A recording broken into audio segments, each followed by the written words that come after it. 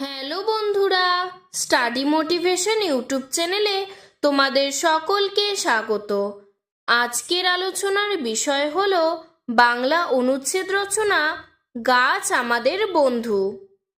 প্রকৃতির নানা উপাদানের মধ্যে গাছ আমাদের পরম বন্ধু।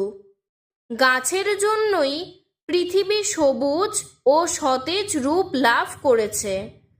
গাছ আমাদের প্রখর গরমে ছায়া দান করে, আমাদের খাবার ফল জ্বালানির কাঠ প্রদান করে, নানা রঙের ফুল ফুটিয়ে প্রকৃতিকে রঙিন করে তোলে।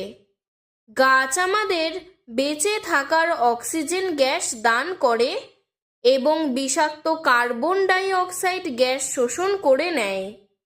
গাছ অতিরিক্ত বর্ষা রোধ করে, বন্যা ও খরা আটকায়। গাছ আমাদের জীবনে অসীম উপকার করে, কিন্তু বর্তমানে আমরা নানা কারণে গাছ কেটে চলেছি, অথচ নতুন গাছ লাগাচ্ছি না।